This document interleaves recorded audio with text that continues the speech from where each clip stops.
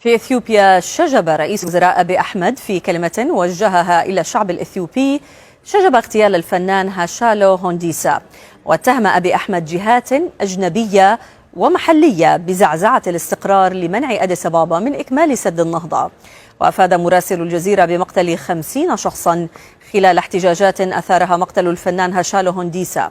المزيد ينضم إلينا من أديس أبابا مدير مكتب الجزيرة محمد طه توكل. محمد، بالإشارة إلى الجهات الداخلية والخارجية، كيف يمكن ترجمة ما قاله أبي أحمد بخصوص الاستهداف من قبل هذه الجهات لإثيوبيا؟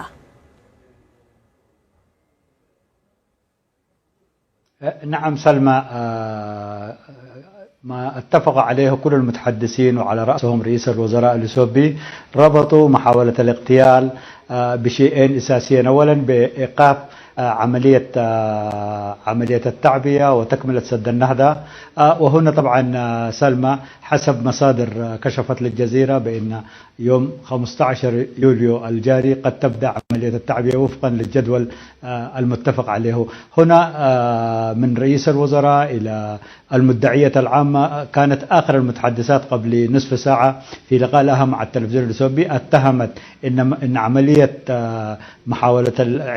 القتل التي تعرض لها الفنان مرتبطة لإشغال إثيوبيا من تنفيذ عملية التعبئة، وقالت إن المتهمين تم تحويلهم إلى المحكمة في أسرع وقت وإن التحقيقات جارية ستعلن عنها قريبا. هنا جميع الاتهامات والأسابع تتجه إلى جهات خارجية لم يسميها ولكنها مرتبطة بالسد، واللبيب يفهم بالإشارة، لأنه ربما أديس أبابا لم تستعجل في الاتهام لإعطاء فرصة لرئيس جنوب أفريقيا الذي ربما يبتدي مساء اليوم استئناف المفاوضات.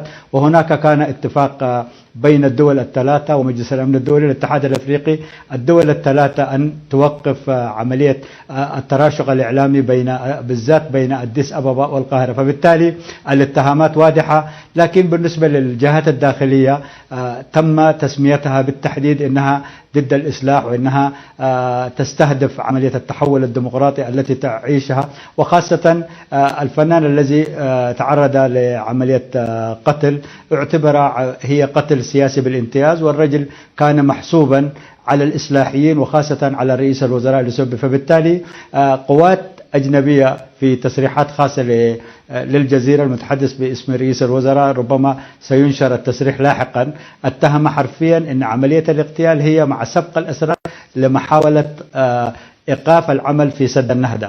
ومزيد من التفاصيل سننقلها إليكم خلال الساعات القادمة، وخاصة حالة الهدوء عادة إلى أديس مع حالة التوتر والاستنفار في أطراف أديس أبابا، وربما هذه الحالة ستستمر سلمى حتى مراسيم الدفن للفنان الراحل غدا في مدينة أمبو مسقط رأسه.